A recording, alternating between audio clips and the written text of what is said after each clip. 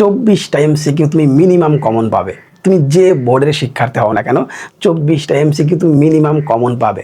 যদি মূল বইটা তুমি নাও পড়ো, মূল বই থেকে যদি এক লাইন নাও পড়ো, আবারও বলতেছি, এই মূল বইটা থেকে যদি আমি একটা লাইনও নাও পড়ি, তাও আমি মিনিমাম 24টা এমসিকিউ কমন পাবো। এরকম গ্যারান্টি আপনাকে কে দিবে?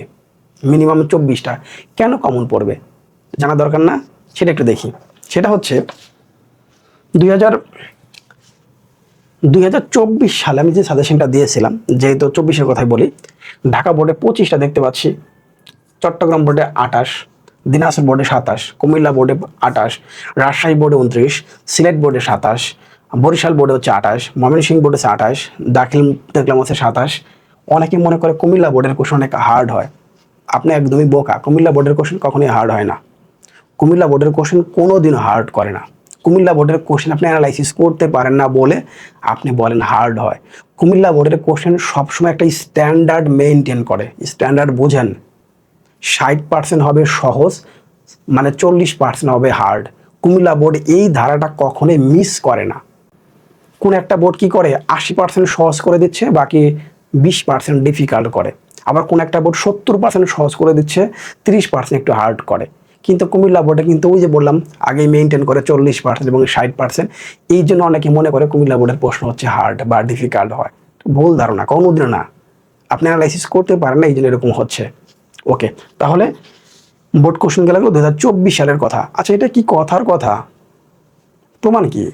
তুমি 24 সাল আমার সাজেশন এবং এইটা যে কমন পড়েছে আমার সাজেশনের প্রশ্নের নাম্বার এবং হচ্ছে তোমার বোর্ডের প্রশ্নের নাম্বার একবার সেম টু সেম মিলে আমি একটা ভিডিও করে দিয়েছি 1 ঘন্টার মতো প্রায়।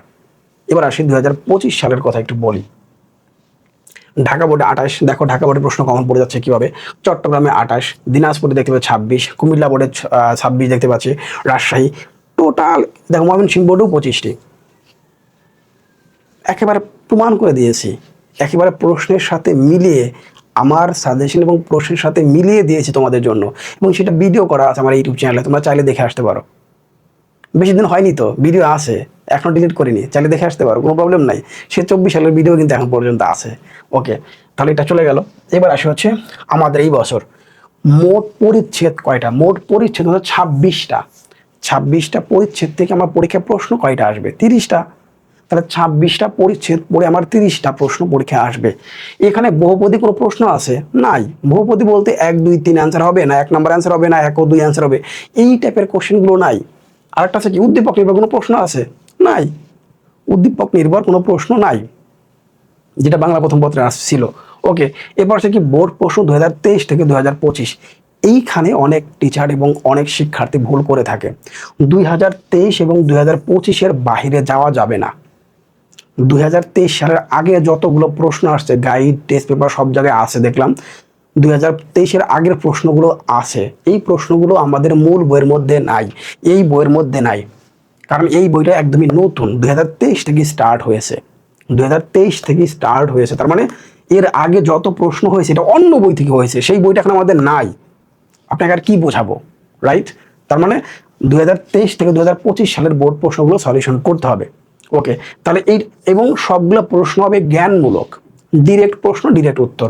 এই জন্য বলি মিনিমাম 24টা প্রশ্ন ডিরেক্ট কমন পাবে, সেম টু সেম, কোনো টাইপ টুইপ না, লালে লালে শাহজালাল বাবা না, কোনো টাইপ হবে না, ডিরেক্ট কমন। তার মানে এইটা পড়লেই হবে। এখন এমসিকিউ সংক্রান্ত আমার একটা ভিডিও দেওয়া আছে, ইতিমধ্যে আমি দিয়ে দিয়েছি। এখন 220টা এমসিকিউর একটা ভিডিও কিন্তু আমি অনেক আগেই দিয়েছি। অনেক আগে বলতে খুব বেশি দিন হয়নি, অনেক শিক্ষার্থী সেটা দেখেছে। ওইটার লিঙ্কটাও প্রথম কমেন্টে দিয়ে রাখবো। আর এই সাজেশনটার পিডিএফটা দেওয়া ঠিক হবে কিনা সেটা তোমরা ভালো জানো। চিন্তা করে দেখো, বাংলার প্রথম পত্র আমি 400 এমসিকিউ দিয়েছি, 400। আজ কথাগুলো কেন বলতেছি, 400 এমসিকিউ যদি আমি প্রত্যেকটা ধরে ধরে প্রশ্ন করে বোঝাইতাম, তোমাদের সময় নষ্ট হতো এবং সেটার সংখ্যা হতো প্রায় হচ্ছে 2 থেকে 3 ঘন্টা। একটা ক্লাসের মাধ্যমেই 400 এমসিকিউ শেষ হয়ে যেত। তোমরা দেখতে বাধ্য, তোমরা দেখতে, অনেক শিক্ষার্থী যারা দেখছে দেখলে কি হতো, আমার এই চ্যানেলটার রিচটা অনেক বাড়তো। কিন্তু তোমাদের 5 মিনিট সময় নিয়ে আমি সেই ভিডিও করে বলেছি, যাও প্রথম কমেন্ট থেকে পিডিএফটা ডাউনলোড করে বাসায় পড়া স্টার্ট করে দাও, তোমাদের সেভ করে দিয়েছি। তোমরা কি করলে, 50 থেকে 60,000 শিক্ষার্থী দেখলাম, আমার সেই ভিডিওতে লাইক সংখ্যা হচ্ছে মাত্র 3 থেকে 3,500। ঠিক, এটা কি ঠিক হলো? চিন্তা করে দেখো তো। তোমাদের কাজটা স্বার্থপরের মতো মনে হলো না? এই ভিডিওতে যখন 2000 লাইক পড়বে সেটা কিন্তু আমি কখনো বলবো না। 1000 লাইক যখন কমপ্লিট হবে এবং 500 কমেন্টস যখন কমপ্লিট হবে তখন নিচে আমি এইটার পিডিএফটা ফ্রিতে দিয়ে রাখবো বললাম। আসসালামু আলাইকুম।